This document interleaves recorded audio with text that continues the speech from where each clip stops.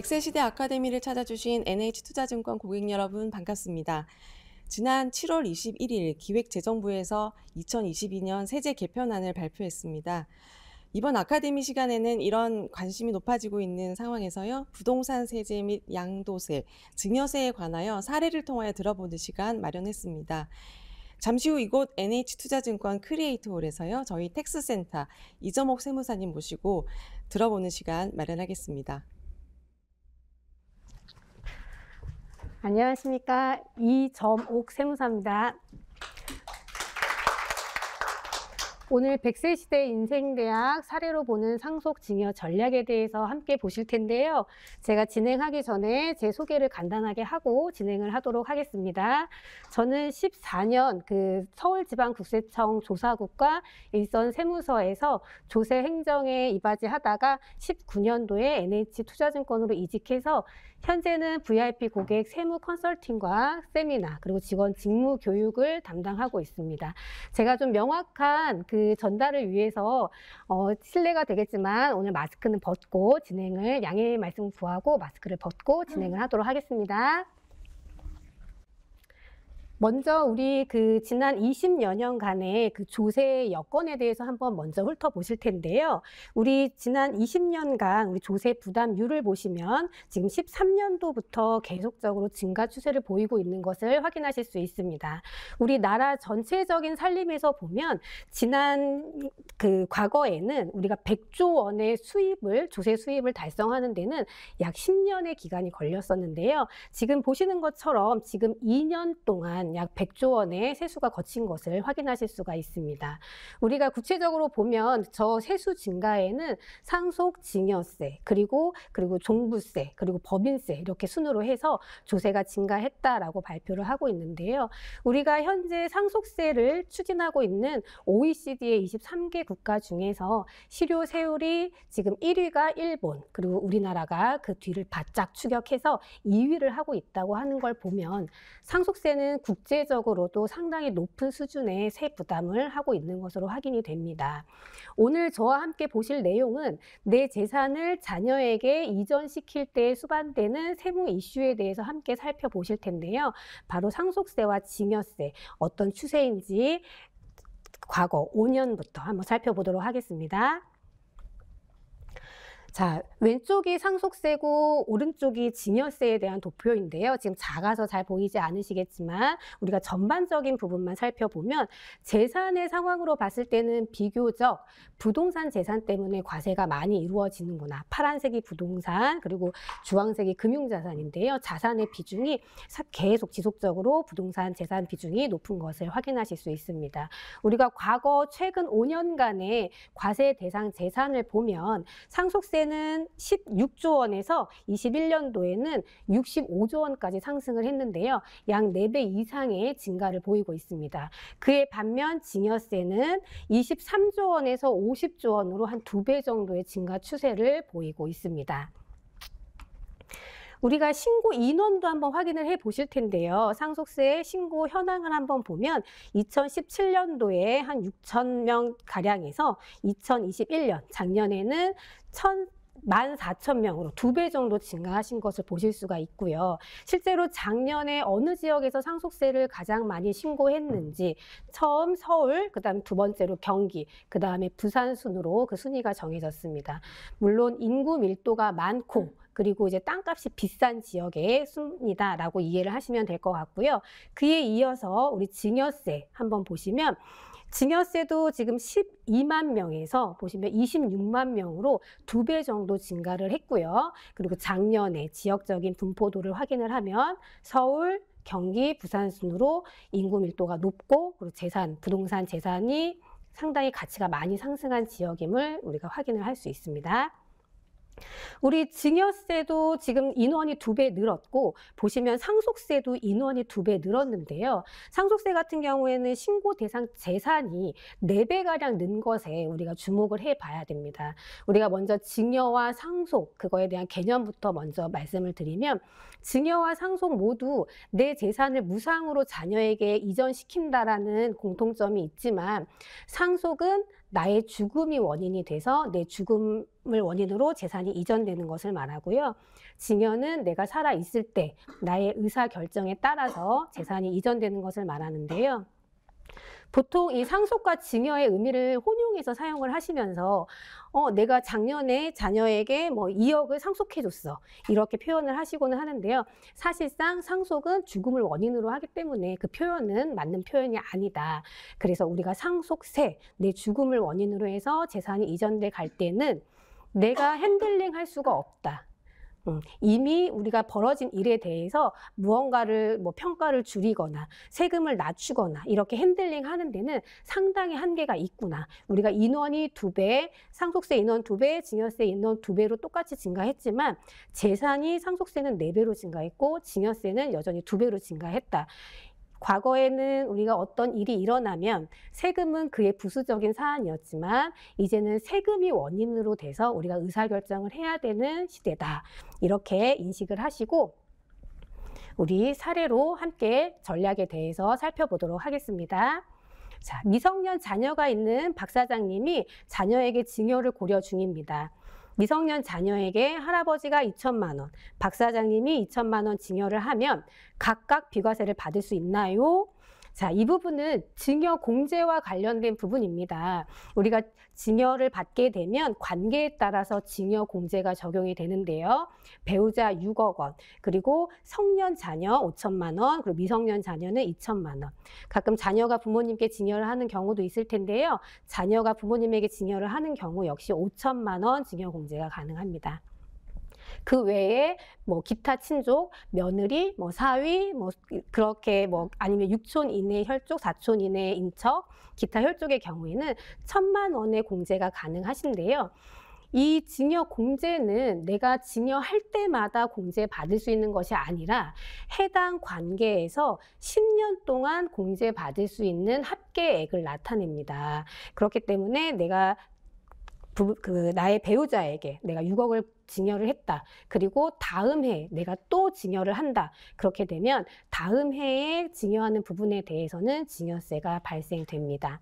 사례로 돌아와서 우리 박 사장님 본인을 기준으로 했을 때 우리 가족관계에서 위로 올라가면 직계 존속, 아래로 내려가면 직계 비속이라고 우리가 칭하는데요.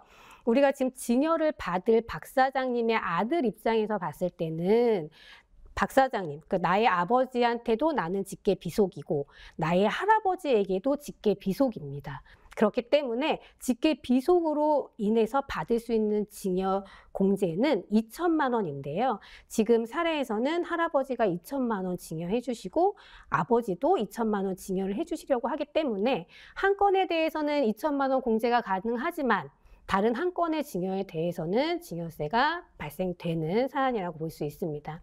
우리가 여기까지만 알고 가신다고 하면 오늘 이 자리에 이렇게 오셨을 이유가 없으실 텐데요. 증여 순서만 주의하셔도 절세가 가능합니다. 우리 먼저 할아버지한테 증여를 받고 아버지에게 증여 받으신 경우를 한번 살펴보겠습니다. 할아버지에게 증여 받을 때 2천만 원 공제 받았기 때문에 증여세는 발생되지 않습니다. 그렇지만 두 번째, 직계 존속인 아버지가 직계 비속인 아들에게 증여할 때는 이미 할아버지에게 증여받아 공제를 사용했기 때문에 공제금액 소진으로 증여세가 발생되는데요. 우리 2천만 원의 10% 증여세 산출세액은 200만 원 발생되는 것을 확인하실 수가 있습니다. 그러면 상황을 조금 바꿔서 이번에는 아버지에게 먼저 증여받고 그 다음에 할아버지에게 증여받는 경우 한번 살펴보시겠습니다. 우리 아버지에게 증여받을 때 2천만 원 증여공제 받기 때문에 세금이 발생하지 않고 할아버지에게 증여받을 때는 공제금액 소진으로 증여세가 발생되는데요. 2천만 원의 10%, 200만 원의 산출세액이 발생하는데 우리가 일반적으로 할아버지가 그러니까 그 조부모님이 자식이 살아있는데 손자녀에게 증여하는 경우에는 30%의 할증 가산세가 붙습니다. 일반적으로는 할아버지가 아들에게 증여하면서 증여세가 한번 거치고 그 아버지가 손자에게 증여하면서 증여세가 한번 거치고 이렇게 증여세가 2번 거쳐야 되는데 할아버지에서 손자녀에게 바로 증여할 때는 증여세가 한 번만 거치기 때문에 이 부분에 대해서 조율을 하기 위해서 30%의 할증료가 붙는데요. 이 때문에 아버지가 증여하고 후차적으로 할아버지가 증여하시는 경우에는 30% 할증에 의해서 세금은 260만 원이 발생됩니다. 그 손자녀 입장에서는 같은 4천만 원을 증여를 받는데 순서에 따라서 어떤 경우는 200만 원을 세금을 내고 어떤 경우는 260만 원을 내는 경우가 발생되는 건데요. 이게 금액의 크기가 커지면 그 차이 금액이 좀 더 커지기 때문에 순서에 따라서도 이렇게 세금이 발생될 수 있구나, 이 점 유의하시기 바랍니다. 우리 손자녀를 향한 사랑은 정말 그 조부모님이 손자녀 사랑하는 사랑만큼은 정말 따라갈 수가 없는데요. 저도 사실 지금 딸아이가 2명 있는데 저희 부모님께서 하시는 말씀이, 저를 키울 때는 이쁜 걸 몰랐는데 우리 저의 지금 아이들을 키우는 걸 보면 너무너무 이쁘다고 그렇게 말씀을 하세요. 그래서 보통 손자녀가 이렇게 태어나시면 너무 이쁘고 뭐라도 해주고 싶은 것이 바로 할머니, 할아버지의 마음입니다. 그런데 할증도 있다고 하고 증여세도 많다고 하고 뭔가 장기적으로 플랜을 세워야 된다라는 부담감 때문에 무언가를 해주고 싶은데도 선뜻 실행을 옮기지 못하시는 경우가 있는데요. 그렇게 무겁게 생각하지 마시고 가볍게 조금이라도 이제 아이들한테 해주실 수 있는 절세 방안을 한 가지 소개를 해드리고자 합니다. 우리가 아이들이 처음 태어났을 때에는 이제 2천만 원의 공제금액이 있기 때문에 2천만 원을 증여를 하십니다. 그러면 공제금액 이내의 범위이기 때문에 세금 부담이 없고 당연히 할증이 되지 않죠. 10년이 경과되는 시점에 2천만 원이 또 추가적으로 발생되면 그때 또 2천만 원을 증여를 하시는 거예요. 그러면 그때도 세금은 발생되지 않습니다.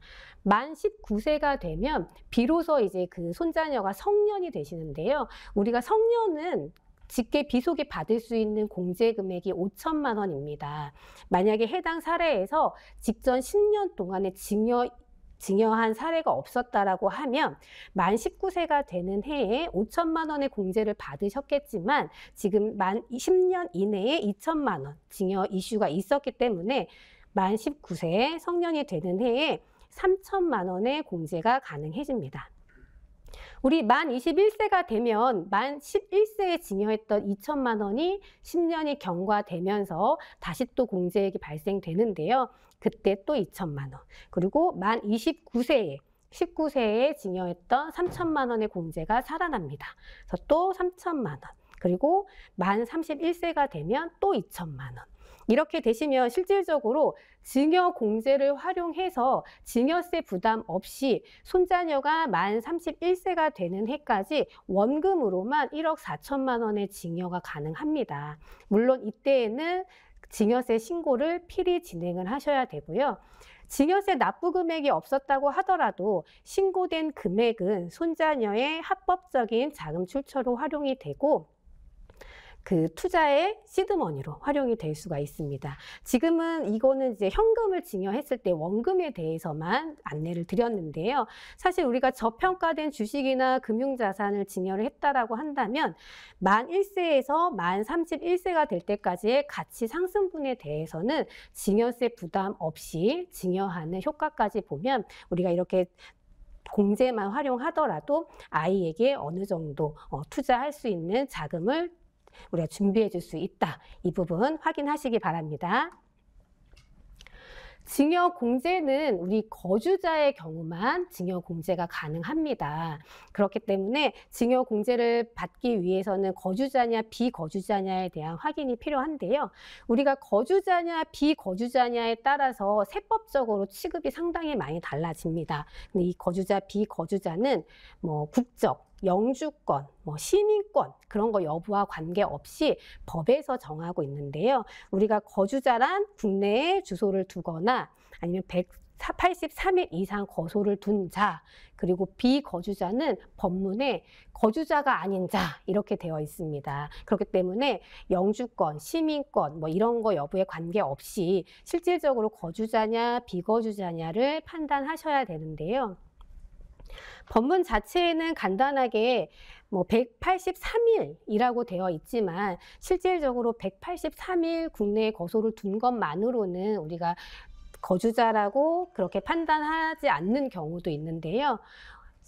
내가 경제적인 활동을 하는 곳이 실질적으로 어디인지, 나와 생계를 함께하는 가족이 어디에 있는지에 따라서 전후 사실관계에 따라 거주자, 비거주자가 이제 판단이 됩니다. 그러면 비거주자면 공제도 못 받고 세금이 엄청 많이 나오는 거 아니야? 이제 이렇게 걱정을 하실 텐데요. 우리 거주자인 자녀와 비거주자인 자녀에게 10억짜리 부동산을 증여를 해준다라는 가정하에 한번 사례를 함께 보시도록 하겠습니다. 거주자와 비거주자인 자녀에게 동일한 그 재산 가치에 있는 재산을 증여를 해 주시는데요. 우리 거주자는 5천만 원 증여 공제가 가능하고 비거주자는 공제를 받지 못합니다. 그래서 우리 산출 세액을 법문에 따라서 계산해 보면 거주자는 2억 2,500만 원, 그리고 비거주자인 자녀는 2억 4천만 원이 발생하는데요. 약 이제 1,500만 원 정도의 차이가 발생이 됩니다. 그래서 세액공제 계산을 하고 실질적으로 부담하셔야 되는 세금은 뭐 2억 1천만 원, 2억 3천만 원, 이제 2천만 원 정도 가량의 차이가 발생되는데요. 우리가 일반적으로 원칙적으로 증여세는 증여받는 수증자가 납부하는 것이 원칙입니다. 그래서 증여받는 수증자가 납부를 해야 되는 것이 원칙이고, 그 증여세를 다른 사람이 대신 내주면 그것도 증여로 봐서 보통 증여세가 다시 부과가 되는데요. 우리 그 법에서는 그 연대납세 의무를 두고 있어요. 비거주자에 대해서는 물론 수증자가 돈을 내야 되는 원칙이 있지만 과세가 징수가 쉽지 않을 때는 비거주자보다는 국내에 있는 증여자에게 과세하는 것이 좀 더 용이하기 때문에 우리가 비거주자에게 증여하시는 경우에는 증여자에게 연대납세 의무를 부여를 하고 있습니다.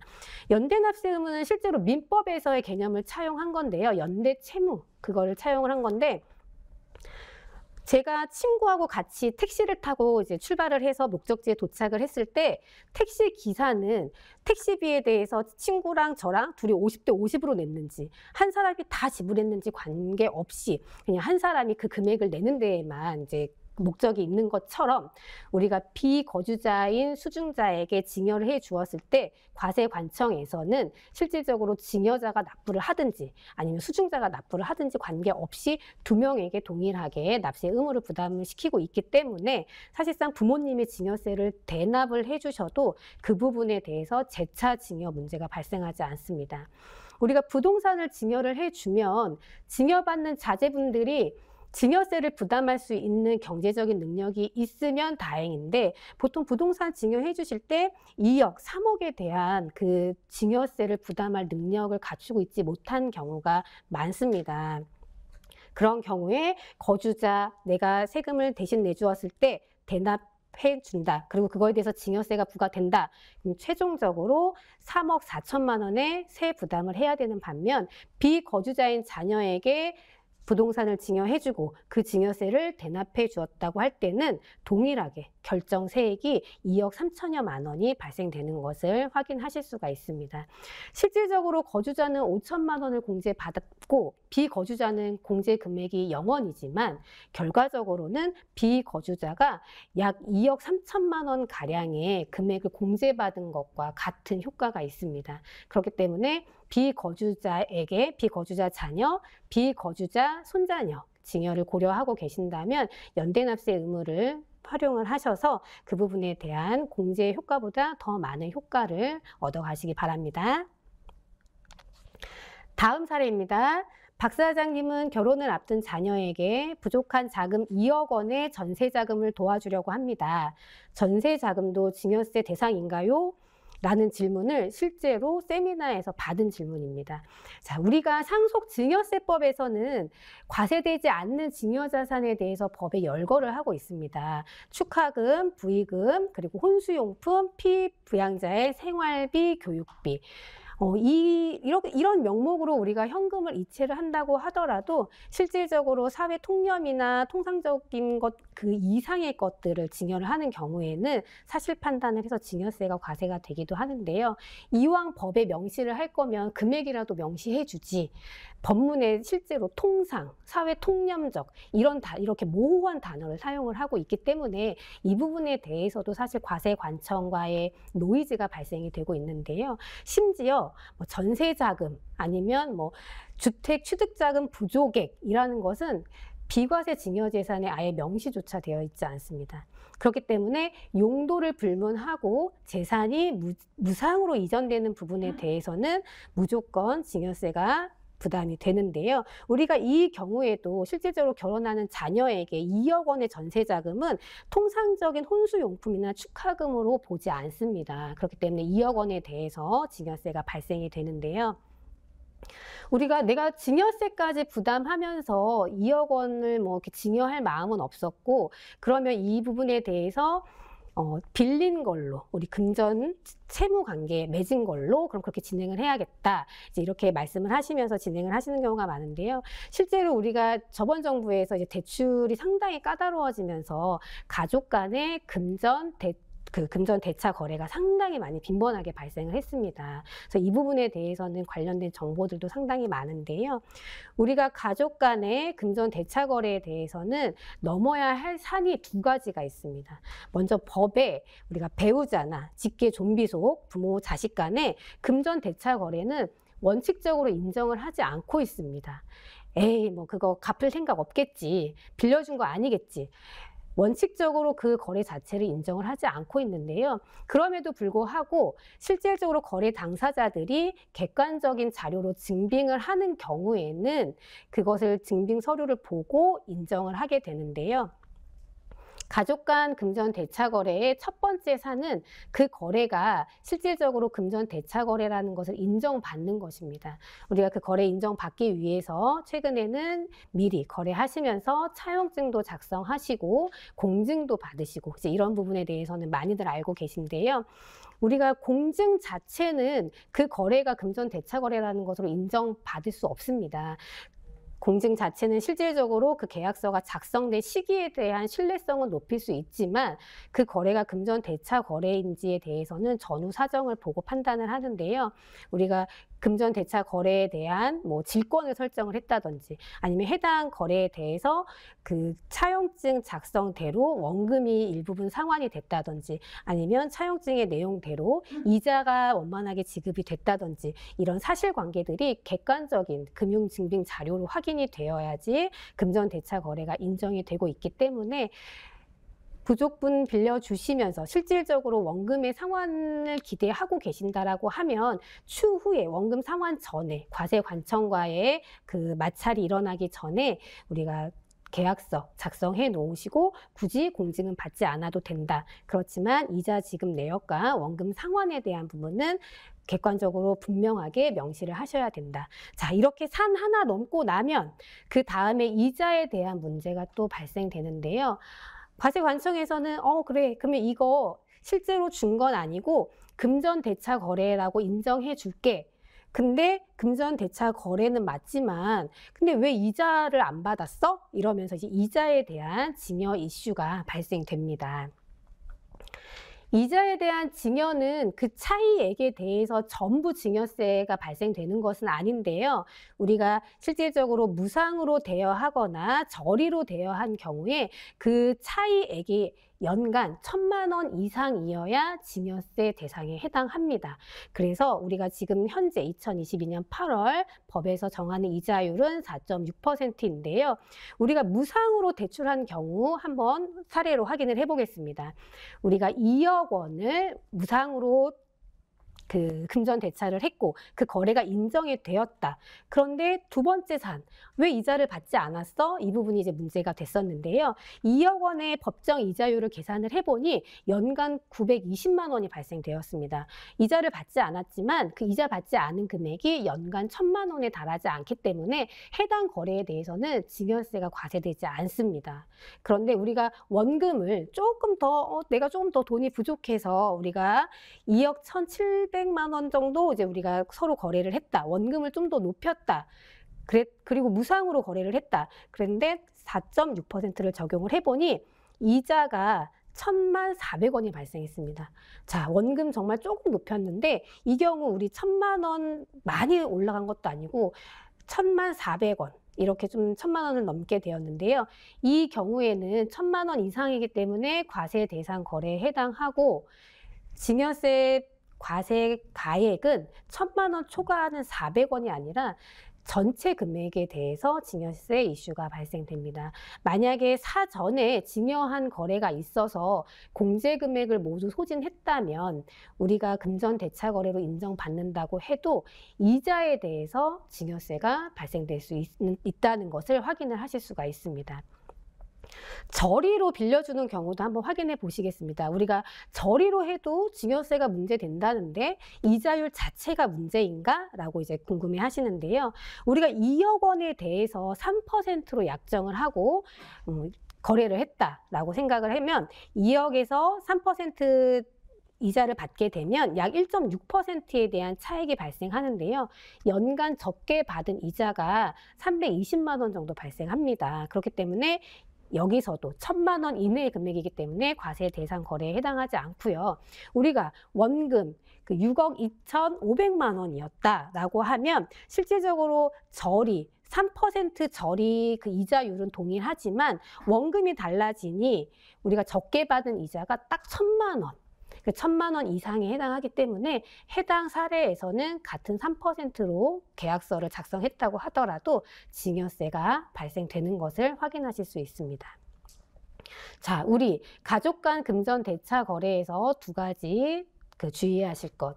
일단은 금전 대차 거래를 인정받는 것 자체가 중요하다. 산 하나 넘고 나서는 추후에 이자에 대한 문제가 발생될 수 있으니 미리 노이즈가 발생되지 않는 선에서 시뮬레이션 하시고 준비 필요하다. 이렇게 정리를 하도록 하겠습니다.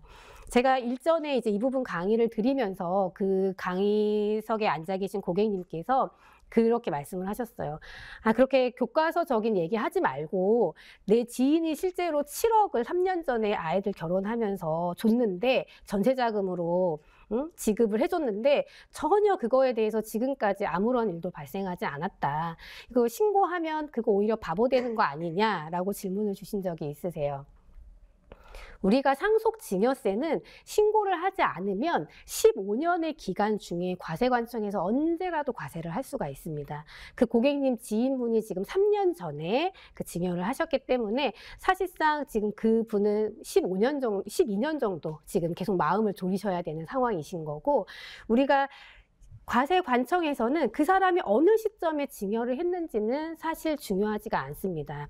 전세자금으로 6억, 7억을 주셨을 때 전세 같은 경우에는 보통 우리가 등기 등록을 요하는 거래가 아니기 때문에 실제로 그 자녀가 전세만 살 수 없잖아요. 나중에 전세 빼서 집도 사야 되는데 그 전세 빼서 보증금으로 주택을 취득을 하시게 되면 해당 금원에 대한 자금 출처 조사가 진행이 될 수 있습니다. 그럼 그 시점에 해당 금원을 입증할 수 있는 것이 없어서 그때 증여세가 과세가 되시는 경우도 있고요. 실제로 이제 사업을 하시는 분들은 그 계좌 거래들이 사업장 조사를 통해서 계좌 확인을 될 때 그때도 이제 증여세가 과세가 되는 경우가 있기 때문에 우리가 단순히 한 3, 4년 지금 걸리지 않았다. 주변에서도 과세 지금 아직까지 잘 버티고 있다. 이렇게 운에 기대 보기에는 그 대가가 상당히 큽니다. 그렇기 때문에 미리 준비하는 그런 절차가 필요하다고 생각합니다. 자, 다음 사례 함께 보시겠습니다. 10억에 취득하여 보증금 10억 원에 전세 주고 있는 시세 20억 원의 아파트를 아들에게 증여하고자 합니다. 보증금과 함께 증여하면 절세가 된다고 하는데 얼마나 절세되는 걸까요? 해당 질문은 부담부 증여에 관련된 내용입니다. 우리가 보통 재산을 증여하면서 그 재산에 설정된 채무를 같이 인계하는 것을 부담부 증여라고 하는데요. 증여받는 수중자 입장에서는 실제로 20억짜리 아파트를 받지만 거기에 10억 보증금 나중에 내 호주머니에서 나가야 되기 때문에 내가 공짜로 받은 거는 20억에서 10억의 차이인 10억만 내가 증여받은 것에 해당되고, 실제로 증여해 주시는 분 입장에서는 내가 지금 10억을 나중에 전세 보증금 빼줘야 되는데 그 채무가 소멸해 버린 거예요. 그렇기 때문에 증여자에게는 양도에 따른 양도소득세 이슈가 발생하고, 그리고 증여받은 수중자 입장에서는 그 차액에 대해서 증여세 이슈가 발생되는 건데요. 자, 보시면 우리가 20억 아파트를 그냥 전체를 다 증여받았다. 한번 확인해 보겠습니다. 20억 아파트 증여를 받았을 때 산출세액이 약 6억 2천만 원 가량 발생됩니다. 그런데 아까 사례에서 그래 보증금 10억은 나중에 전세 뺄 때 아들이 갚기로 하고 그리고 지금 20억짜리를 증여해 준다. 부담부 증여를 하시는 경우에는 지금 시점에 아들이 증여받는 10억 원에 대한 증여세 2억 2,500만 원. 그리고 채무가 없어짐에 따른 아버지의 양도소득세 약 1억 7,300만 원 가량 발생되는데요. 우리가 실질적으로 그러면 가족이 전체가 다 부담하는 세액이 어떻게 되냐? 일반적으로 증여받는 경우에는 6억 2천만 원. 그리고 부담부 증여 받는 경우에는 자녀가 받는 증여세와 양도소득세까지 합산해서 4억 1천만 원 가량. 지금 이 경우에는 거의 2천만 원 정도 절세를 하실 수 있는 걸로 보여지는데요. 우리가 부담부 증여를 하실 때 보통 많이 놓치시는 것들이 증여세만 우리가 서로 비교를 하시고 의사결정을 하시는 경우가 있습니다.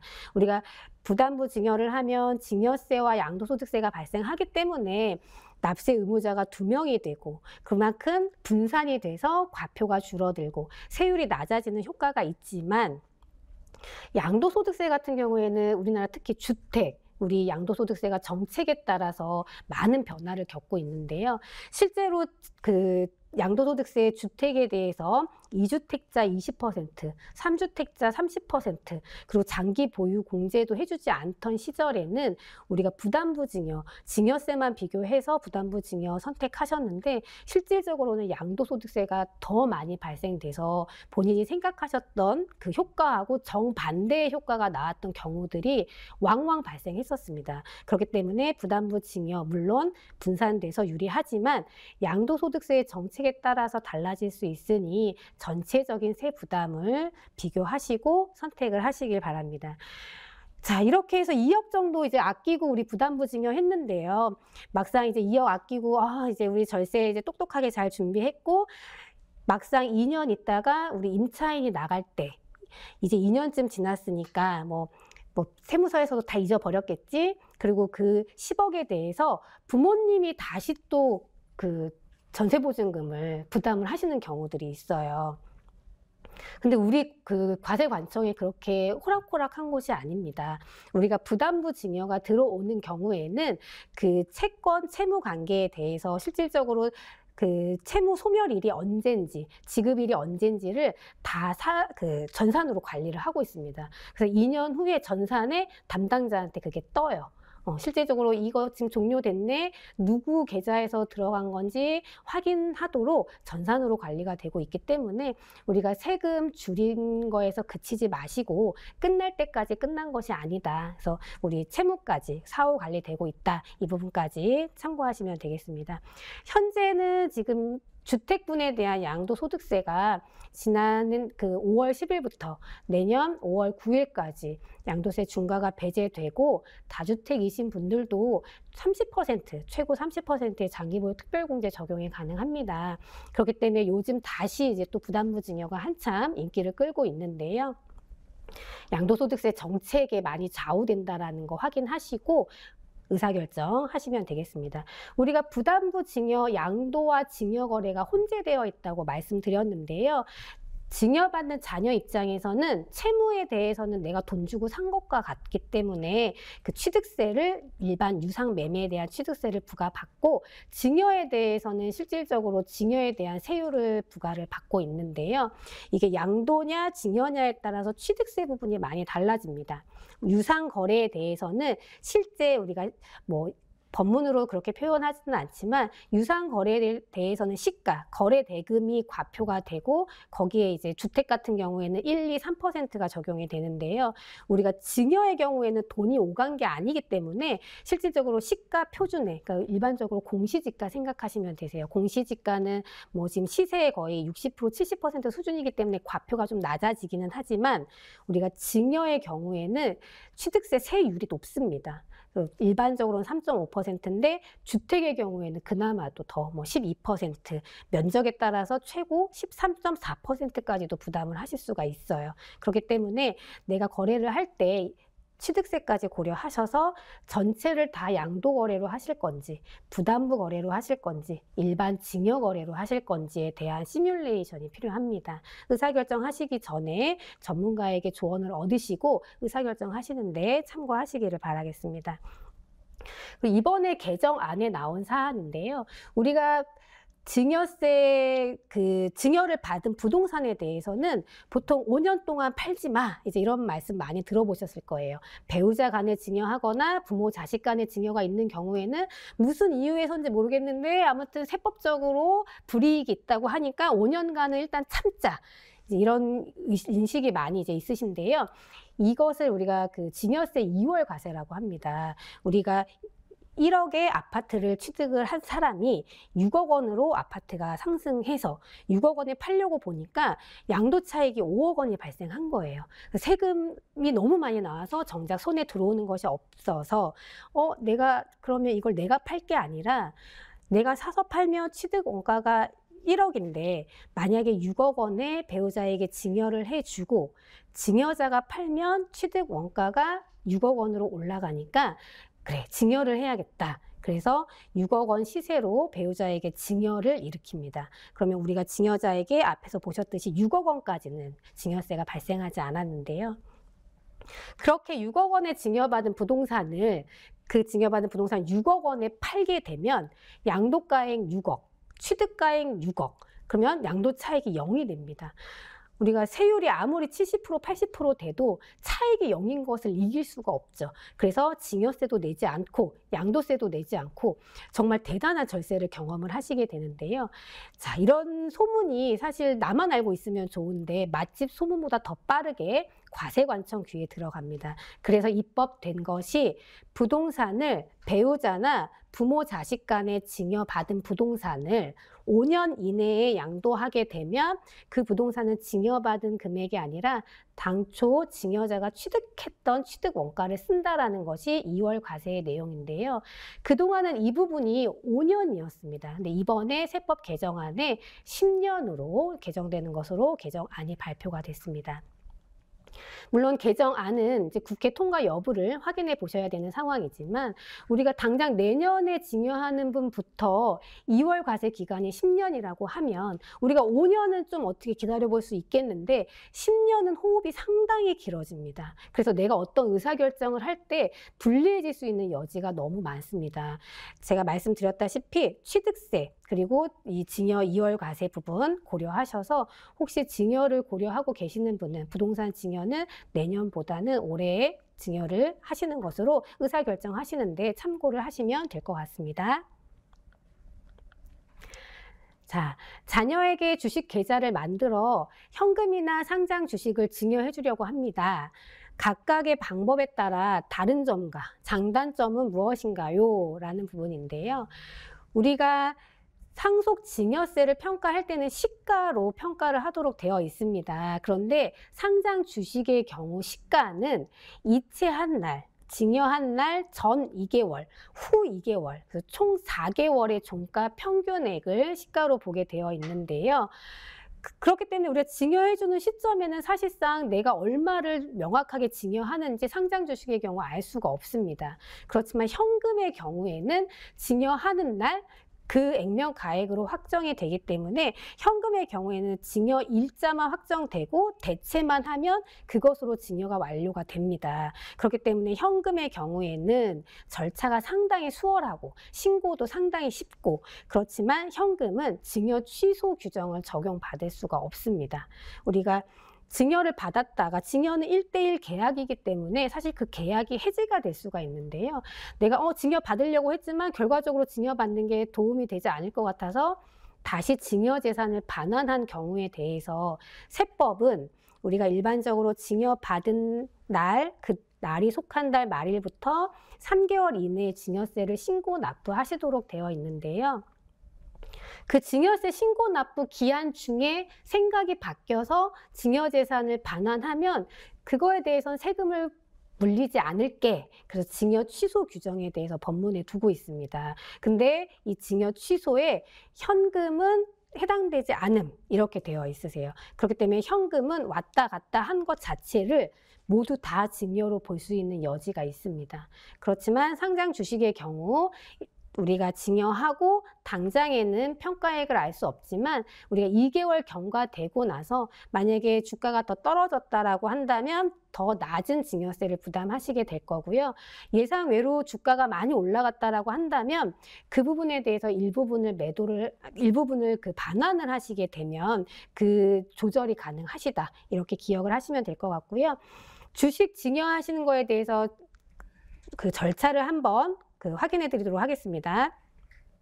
증여하고자 하는 그 주식을 계좌로 대체를 하시고 대체하는 순간에는 금액에 대해서 아실 수가 없습니다. 물론 과거 2개월에 대한 것은 아실 수 있겠지만 향후 2개월에 시장이 어떻게 될지 모르시기 때문에 2개월 동안 기다리셔야 되는데요. 그 기다리는 순간에도 일단 증여는 완료가 된 거기 때문에 매매는 가능합니다. 근데 매매를 하신 경우에는 취소를 하실 수가 없다. 이 점 주의하시고요. 그래서 2개월이 지나고 나서 평가액을 아시게 되면 그 날이 속하는 달 말일부터 3개월 법정 신고 기한 내에 증여세를 신고 납부하시면 되는데요. 주식의 경우에는 우리가 취소 규정이 적용이 되니까 의사결정에 활용할 수 있다. 이 부분 참고하시도록 하면 좋겠습니다. 우리가 주식을 증여하시는 것은 비단 그 증여세 절세만을 목적으로 하지는 않습니다. 제가 앞에서 잠깐 부동산에 대한 2월과세 부분 말씀을 드렸는데요. 우리가 말씀드렸다시피 부동산 2월과세, 우리가 배우자나 부모, 자식 간에 증여받은 자산을 양도했을 때 처음에 취득했던 금액으로 계산하는 것은 법문에 토지, 건물, 특정 시설물 이용권, 그리고 분양권 이렇게 4가지가 열거가 되어 있습니다. 여기에 주식이 열거가 되어 있지 않은데요. 그렇기 때문에 주식의 경우에는 남편이 5만 원, 주당 5만 원을 주고 취득을 했고 지금 양도를 하려고 보니까 15만 원이다. 그러면 실질적으로 양도가액에서 취득가액을 차감한 약 주당 10만 원에 대해서 양도소득세 발생되는데요. 이 부분에 대해서 내가 배우자에게 공제금액 이내의 범위에서 증여를 해주고 실질적으로 증여가액이 예를 들어 뭐 15만 원이었다. 확정이 됐다. 그러면 증여받은 배우자가 양도하시는 경우에는 양도가액 15만 원, 취득가액 15만 원. 이때도 양도 차익은 0. 그렇기 때문에 증여세 부담 없고 양도세도 부담하지 않는 그런 절세 방법으로 주식 증여를 많이 활용을 하고 계십니다. 부동산은 2월과세 적용이 되는데 주식은 왜 적용이 안 될까? 그 부분에 대해서, 그리고 이 부분도 지금 해외 주식 같은 경우에는 부동산 배우자 증여를 많이 활용을 하고 계신데요. 이 부분 역시 이제 과세관청에서 후문을 듣고 주식의 경우에도 우리가 그렇다면 2월 과세 적용을 하겠다. 그런데 주식은 재산 특성상 5년까지, 10년까지 기다리면 이게 가치 변동이 너무 심하니까 주식의 경우에는 증여받고 1년 이내에 양도하는 거래에 대해서는 당초 남편의 취득가에 5만 원 쓰겠다. 이런 법이 사실 2020년에 개정이 완료가 됐습니다. 그래서 원래는 2023년 1월 1일 이후 이제 내년부터 바로 시행이 될 예정이었는데요. 이 부분에 대해서 이제 2년 동안 유예해 주겠다. 이 부분이 이번 2022년 세법 개정안에 포함이 됐습니다. 그래서 예를 들어 해외 주식을 증여하고 증여받은 배우자가 양도하면서 절세 효과를 누리시는 것은 사실상 2024년 12월 말까지 가능하다. 이렇게 여기까지 주의하셨으면 좋겠습니다. 자, 앞에까지는 증여에 대해서 안내를 해드렸고요. 지금부터는 상속 관련입니다. 얼마 전 돌아가신 아버지로부터 재산을 상속받은 박 씨, 30억 원의 재산을 3명의 자녀가 공평하게 10억 원씩 나누었습니다. 본인이 받은 10억 원에 대해서 상속세 신고를 하려고 하니 세무서에서 상속 재산 30억 원에 대해서 신고를 하라고 하는데 나는 10억 원만 받았는데 왜 30억 원으로 신고를 하라고 하는지 궁금하다. 자, 우리가 증여세는 내가 살아있을 때 주는 자와 받는 자의 1대1 계약입니다. 내가 이거 줄게. 오케이. 내가 이거 받을게. 일종의 낙성 계약이라고 하는데요. 증여는 철저하게 1대1 계약이기 때문에 실제적으로 받는 사람이 받는 금액만큼만 납세 의무를 부담을 합니다. 그에 반면 상속세는 돌아가신 분이 기준인데요. 돌아가신 분이 남기신 재산 전체를 가지고 상속세를 계산을 하고 그 부분에 대해서 상속인들이 나눠서 부담을 하는 구조입니다. 실질적으로 지금 우리 상속세는 일제시대에 처음 이제 발생했습니다. 일제시대에 처음 생겨서 여러 번의 개정을 거치고 비로소 1950년에 돼서야 상속세라는 정식 명칭을 부여받는데요. 우리가 45년에 이제 광복을 하고 국가 재건을 위해서 상당히 많은 세수가 필요했던 시기이기도 했고 행정력이 거의 마비 상태였기 때문에 우리 증여세 같은 경우에는 신고서가 사실 납세 의무자가 3명이기 때문에 신고서 3장이 들어와야 되고 3번 검토를 해야 되는 반면 상속세 같은 경우에는 신고서가 1장만 들어옵니다. 이게 행정력 소모의 면에서도 그 시대적인 그 흐름이 반영이 된 게 아닌가. 그래서 상속세의 경우에는 철저하게 돌아가신 분 기준으로 전체 재산에 대해서 상속세가 과세가 됩니다. 지금 그림을 보시면 과세 체계, 증여세와 상속세 비슷한 것 같지만 약간 상이하다는 걸 아실 수 있으실 텐데요. 증여세는 각각이 받은 부분에 대해서 과세를 하다 보니까 우리가 세 부담이 본인이 발생되는 만큼만 부담을 하시면 되는 것이고 상속세는 돌아가신 분 전체 재산에 대해서 계산을 하다 보니 덩어리가 커지고 그만큼 세율 부담이 높아지기 때문에 세금이 더 많이 발생합니다. 그래서 이 부분에 대해서 실질적으로 상속세도 받아가는 사람을 기준으로 해야 되는 거 아니냐라는 것들이 계속적으로 지금 여론이 일고 있고 실질적으로 연구 용역이 진행이 되고 있는 것으로 알고 있습니다. 그래서 개정이 될지는 향방 뒤에 이제 살펴봐야 될 문제고 현행 기준으로는 여전히 돌아가시는 분 기준으로 계산이 된다.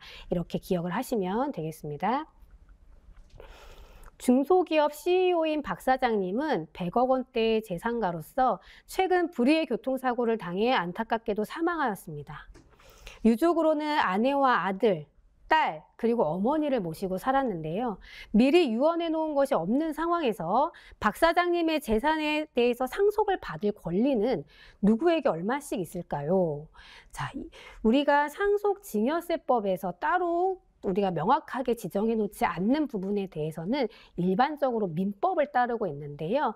민법에서는 돌아가시는 피상속인이 유언을 남기시면 그 유언이 1순위, 유언이 없다라고 하면 민법상 그 순위를 정해놓고 있습니다. 우리가 순위는 첫 번째로 상속인은 직계 비속, 자녀가 있다라고 하면 1순위가 직계 비속, 그리고 2순위는 직계 존속, 부모님이 되시겠죠. 근데 1순위에 직계 비속이 있다라고 하면 2순위까지 넘어가지 않습니다. 1순위에서 바로 끝나버리는데요.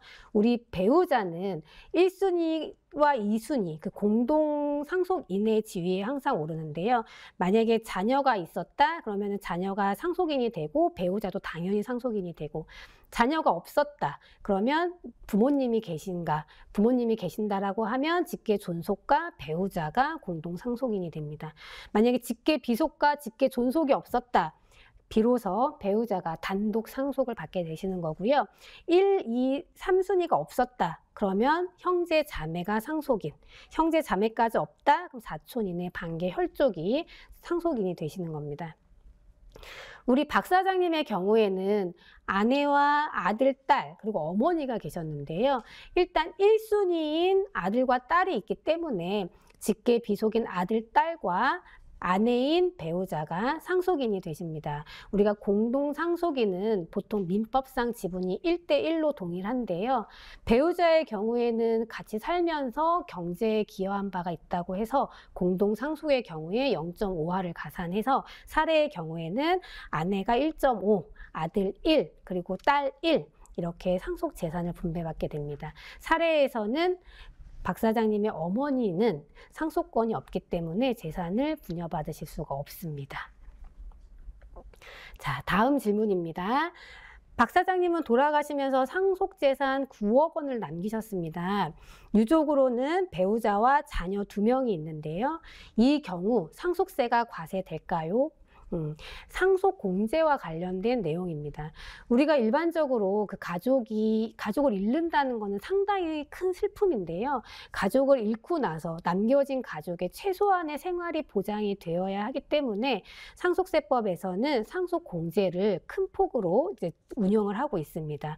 일단 상속인 중에 배우자와 자녀가 있다면 상속 포기와 관계없이 존재만으로 일괄 공제 5억 원, 그리고 배우자 공제 5억 원, 최소 10억 원의 공제가 가능하시고요. 배우자만 있다라고 한다면 기초공제 2억 원, 배우자 공제 5억 원, 최소 7억 원의 공제가 가능합니다. 배우자는 없고 자녀만 있다라고 하신다면 5억 원의 공제가 가능한데요. 박 사장님 같은 경우에는 배우자와 자녀가 있기 때문에 최소 10억 원의 공제를 적용을 받으실 수가 있습니다. 지금 상속 재산이 9억 원이시기 때문에 공제 금액 범위 내라서 상속세는 발생되지 않습니다. 사실 이 10억 원이 언제적 10억 원인지 잘 모르겠어요. 요즘에는 뭐 전세자금도 10억 원을 더 초과하는데, 예전에 제가 2005년도에 그 국세청에 입사를 했을 때만 해도 고가주택 기준이 6억 원이었습니다. 근데 지금 고가주택 기준이 현재 양도소득세는 12억 원까지 올라갔는데, 그때 10억 원이던 상속공제가 여전히 지금 최소공제가 10억 원입니다. 그래서 이 부분에 대해서도 물가 상승률을 감안하지 못하고 있다. 그래서 계속 논의가 되고 있어서 향후에 어떻게 조정이 될지 한번 지켜볼 내용입니다. 그나마 배우자가 계신 상태에서 상속이 진행이 되면 어느 정도 핸들링이 가능한데요. 우리가 배우자가 계신 경우에는 말씀드렸다시피 사전에 우리가 그 경제력을 확보하는데 배우자의 공이 상당히 크기 때문에 배우자가 계신 경우에는 최소 5억 원, 최대 30억 원의 범위에서 배우자 공제가 가능합니다. 그렇다고 무조건 뭐 30억 원을 다 공제해 주는 것은 아니고요. 우리가 일반적으로 상속세 신고는 돌아가신 날이 속한 달 말일부터 6개월 이내 신고를 하셔야 되는데요. 그 상속세 신고 기간이 경과하고 6개월 이내에 배우자한테 협의 분할된 그 재산에 대한 뭐 등기 등록이라던가 이런 권리 관계를 명확하게 하셔야 상속 공제를 받아 가실 수가 있습니다. 자, 배우자 그런 절차상의 요건들 모두 충족했다라고 가정을 하고 배우자 공제 활용 방안을 한번 살펴보도록 하겠습니다. 우리가 배우자 공제를 받는다고 하더라도 그런 절차상의 문제 말고도 배우자 공제 받아갈 수 있는 금액의 한도가 있는데요. 우리가 민법상 그 재산 상속할 수 있는 민법상 지분만큼 배우자가 해당 금액을 협의 분할을 완료해야 그 금액을 우리가 실질적으로 상속 공제를 받으실 수가 있는 것입니다.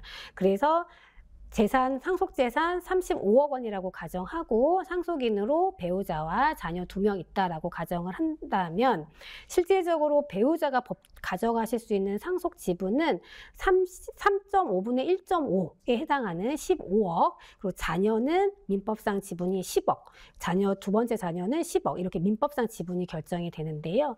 만약에 상속재산 35억 중에서 배우자분이 그냥 10억만 내가 가져갈게.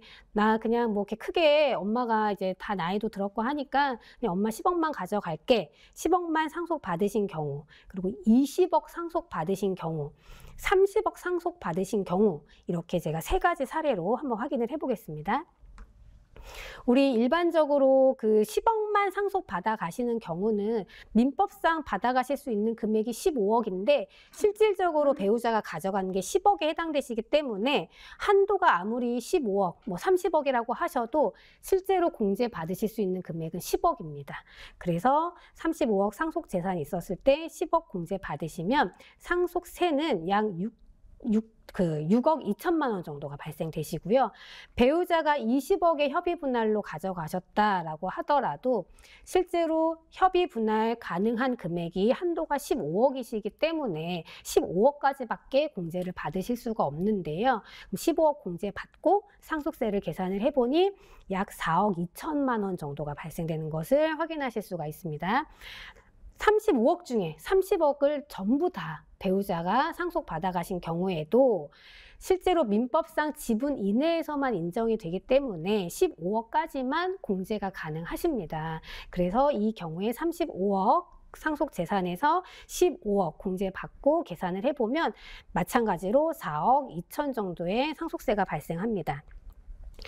우리가 부모님 한 분 이제 돌아가시고 어머니 뭐 이렇게 남아 계시다. 그래서 최대한 상속 공제를 활용해서 상속 협의 분할을 완료를 하셔야 되는데요. 마지막에 어머니가 돌아가실 때는 사실상 배우자가 존재하지 않는 상황이시기 때문에 보통 어머니, 마지막에 남겨지신 부모님의 재산을 축소하는 그런 작업을 진행을 하셔야 됩니다. 그래서 배우자 상속공제 최대한 활용하시고 최대한 상속공제 가능한 금액만큼만 협의 분할을 진행을 하시고 그 부분도 현금성 자산으로 준비를 하시는 게 좋습니다. 그리고 제가 아까 비거주자 증여받는 경우에는 연대납세 의무 발생한다. 택시기사 입장에서는 누가 돈 내도 상관없다. 이렇게 연대납세 의무 제가 설명 잠깐 드렸는데요. 상속세의 경우에도 상속인들은 서로 연대납세 의무를 집니다. 내가 가져간 재산 한도 내에서 누가 택시비를 내든지 과세관청은 관심이 없습니다. 그렇기 때문에 부모님, 어머님, 배우자 공제 최대한 활용하시고 현금성 재산으로 상속세까지 납부를 되신다면 어머님의 재산 축소하는 그런 절차도 같이 진행이 되실 수 있으시니까요. 이 점도 참고하시기 바랍니다. 모친이 보유하고 있는 과수원이 있습니다. 공시지가는 5억 원인데 양도를 한다면 약 10억 원 정도 받을 수 있을 것으로 보입니다. 상속세 신고 시 과수원은 어떻게 평가하나요? 라는 질문이었는데요. 우리가 상속세와 증여세의 평가 원칙은 시가입니다. 우리가 시가는 일반적으로 거래되는 금액을 뜻하고요. 그렇게 거래되는 금액 외에도 뭐 수용되는 경우가 있다면 수용 금액, 그리고 우리가 실제적으로 감정을 한다라면 감정 가액 등이 시가가 될 텐데요. 그 외에도 사실 그 비슷한 물건이 다른 사람들 사이에서 팔린다고 한다면 그것도 시가로 인정이 됩니다. 우리가 법에서는 유사매매 사례가액이라고 얘기를 하는데요. 우리가 일반적으로 부동산, 특히 아파트 같은 경우에는 뭐 11층 남향이나 10층 남향이나 사실 그 재산적인 가치가 거의 동일하다고 보는데요. 실제로 공시지가의 차이가 거의 나지 않습니다. 그래서 아파트는 요즘엔 또 양도를 하시게 되면 국토부에 그 실거래가를 다 신고를 하시도록 되어 있기 때문에 유사매매 사례가액을 찾아서 시세로 증여하거나 상속하는 것이 가능한데 일반적으로 토지 아니면 건물, 단독주택 바로 옆에 있어도 층수도 다르고 지어진 연도도 다르고 유사매매 사례가액을 찾을 수가 없습니다. 그리고 그 해당 재산을 감정하지 않으면 실질적으로 거래가 없기 때문에 시세를 찾기가 어려운데요. 상속증여세 평가는 원칙적으로 시가로 하지만 시가를 찾기 어려운 경우에는 법에 따라서 보충적인 평가 방법으로 평가를 하도록 되어 있습니다. 부동산의 경우 우리가 보충적 평가 방법이라 함은 토지는 개별 공시지가, 건물은 국세청 고시가액, 그리고 주택은 우리 공동주택 가격이나 개별 주택 가액으로 평가를 해서 증여세나 상속세 부담을 하게 되는데요. 사례의 경우에 과수원도 시세가 있기가 어렵기 때문에 공시지가 5억 원으로 평가가 될 것으로 보입니다. 자, 우리가 그렇게 평가, 시세가 없다고 하면 보충적 평가 방법으로 하구나. 그리고 모든 것은 다 무조건 가장 낮게 하는 것이 제일 좋은 것이 아닌가라고 생각을 하실 수가 있는데요. 만약에 3억 원을 취득했던 금액, 3억 원을 취득했던 나의 부동산이 상속 개시 당시에는 공시지가가 5억 정도에 해당한다. 근데 나는 사실상 이거 외에는 상속 재산이 전혀 없다라고 하고 이게 못 팔려도 10억은 받을 수 있다. 그렇다고 한다면 우리가 그냥 무조건 낮다고 해서 상속세 신고할 때, 증여세 신고할 때 우리가 5억 원으로 신고를 해야 되냐? 그것은 그렇지 않습니다. 전체 내가 해당 자산에 대해서 추후 양도까지 이루어졌을 때 총체적으로 부담하는 세액에 대한 고려가 필요하신데요. 만약에 사례에서 이 재산 외에 상속 재산이 없다라고 하고 배우자와 자녀가 있다라고 한다면 10억까지는 공제가 가능하시거든요. 내가 5억으로 평가를 하던 8억으로 평가를 하던 상속세는 발생되지 않습니다. 그렇지만 해당 재산을 상속받고 나서 해당 재산 양도하실 때에 만약에 10억 원에 팔린다고 한다면 실제로 5억과 8억의 차이인 3억에 대해서는 양도소득세의 부담이 되는 부분이기 때문에 우리가 상속세와 추후 양도소득세 어떤 어떻게 세율을 적용받는 것이 유리할지, 내가 50%를 내면서 상속세를 내면서까지 취득가액을 올리는 것이 유리할지, 아니면 지금 10%, 20%의 상속세를 부담하더라도 추후 양도 시에 중과세 등을 고려해서 이것을 감정평가액이나 시세로 좀 더 높여서 신고를 해야 할지, 이 부분에 대한 의사결정이 추후 세금 부담액에 영향을 많이 미치실 수가 있습니다. 아버지가 6년 전 나에게 상가를 증여했습니다. 지난달 아버지께서 돌아가셔서 상속세를 신고하였는데 세무서에서 6년 전에 증여받은 재산에 대해서 합산에 대해서 다시 신고를 하라고 합니다. 이미 증여재산에 대해서는 세금을 다 냈다고 생각을 했는데 왜 상속세 신고 시에 포함을 해서 다시 신고를 하라고 하는 걸까요? 이 부분은 사전 증여재산 합산에 대한 내용입니다. 우리가 앞에서 우리 과세 체계를 보셨다시피 증여세는 받는 사람 기준이고 상속세는 돌아가시는 분 전체 덩어리에 대한 기준이고, 우리가 증여세와 상속세는 과세 표준과 세율이 동일하기 때문에 웬만하면 분산해서 세율을 낮추는 것이 유리한데요. 그렇다 보니까 우리가 재산을 계속 가지고 계시다가 돌아가시기 일보 직전에 한 100억대 재산을 가지고 계시다가 예를 들어서 10명의 자녀가 있었다. 그런데 100억 자산 두고 그대로 돌아가시면 세율 50%를 적용을 받으실 텐데 10명의 자녀에게 10억씩 증여를 해주셨다. 그러면 실제로 그 10억에 대해서는 30%의 증여세만 부담을 할 수가 있습니다. 20% 정도 이제 세율 차이가 나는데요. 그래서 돌아가시기 전에, 눈 감기 전에 막 사인하시고 막 증여를 하시는 거예요. 그렇다 보니까 우리가 증여는 전체 재산에 대해서 우리가 과세를 하는 건데 과세 체계 근간을 흔들어 버린다. 그래서 우리나라가 또 법을 제정을 했는데요. 돌아가시기 전 10년 전에 상속인에게 증여한 경우에는 사전에 증여 재산에 대해서 상속세 계산할 때 합산합니다. 그렇지만 상속인 외의자, 보통은 이제 아까 상속 관련해서 말씀드렸다시피 뭐 손자녀가 되실 수도 있고, 그리고 뭐 며느리나 사위가 되실 수도 있는데요. 상속인 외의자의 경우에는 상속 개시되기 전 5년 전에 증여한 재산에 대해서는 합산해서 과세를 합니다. 아니 이미 그때 증여받았을 때 내가 이미 다 세금 냈는데 돌아가셨다고 내가 과세 체계를 흔들려고 한 것도 아닌데 돌아가실 때 또 상속세 계산 포함해서 내면 이중과세 아닌가요?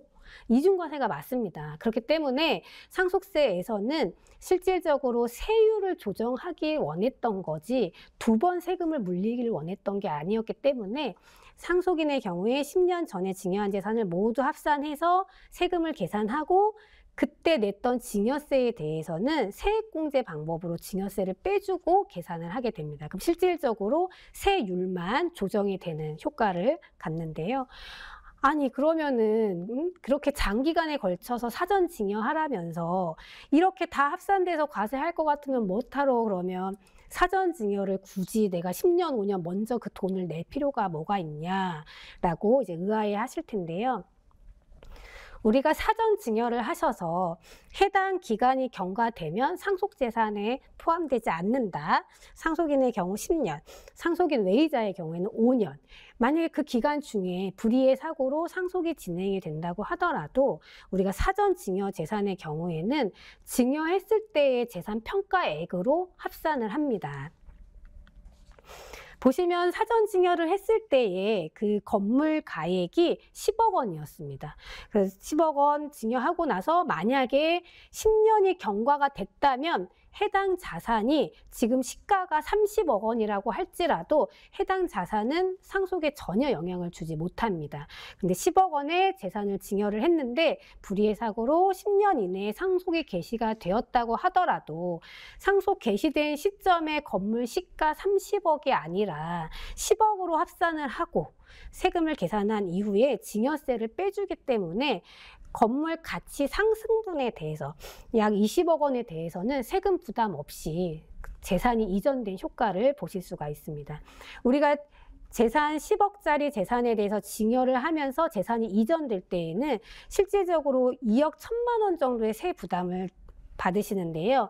아니 뭐 사전 증여해봐야 뭐 어차피 합산된다고 하니까 모르겠다 하고 관리를 안 하시게 되면 실제로 30억 원의 재산이 상속이 되기 때문에 30억 어차피 건물 받는 것은 똑같은데 건물 받음에 인해서 상속받는 자제분은 6억 2천만 원의 세부담, 한 3배 정도의 세부담 증가 확인하실 수가 있습니다. 우리가 사전 증여는 물론 상속 재산에서 제외된다라는 효과도 있지만 이렇게 가치 상승분에서 과세되지 않는다는 점에 좀 주목을 하셔야 되는데요. 그렇기 때문에 사전 증여를 계획을 하신다고 하면 저평가된 재산, 향후에 가치 상승이 어느 정도 있을 것이다 라고 예상되는 재산에 대해서 증여를 실행을 하시면 좋고요. 만약 이 재산이 뭐 상업용 건물이었다. 그래서 매달 뭐 임대료가 발생한다고 한다면 사실상 상속이 진행되는 시간까지의 임대소득은 또 증여세 없이 자제분한테 합법적인 소득으로 이전이 되기 때문에 저평가된 재산 그리고 우리 뭐 앞으로 추후에 계속적으로 증가가 예상되는 재산의 경우에는 사전에 합산된다는 것을 감안하더라도 사전 증여가 더 유리하다. 이렇게 정리를 하도록 하겠습니다. 자, 제가 오늘 준비한 내용은 여기까지입니다. 오늘 이렇게 정말 소중한 시간 함께 해주셔서 대단히 감사합니다. 긴 시간 경청해 주셔서 감사하고요. 제가 다음에 또 더 좋은 주제로 찾아뵙도록 하겠습니다. 감사합니다. 네, 여러분 어떠셨습니까? 숫자로만 듣던 세금 이야기를 사례를 들어서 들어보니 더 귀에 쏙쏙 들어오고 이해가 쉬웠던 것 같습니다. 세무특강으로 진행한 10월 100세 시대 아카데미는 여기까지입니다. 여러분의 성원에 힘입어 11월에도 준비하고 있으니 많은 기대 부탁드립니다. 좋아요와 구독하기, 알람 신청해 주시면 잊지 않고 들으실 수 있고요. 11월 아카데미 시간에 찾아뵙겠습니다. 감사합니다.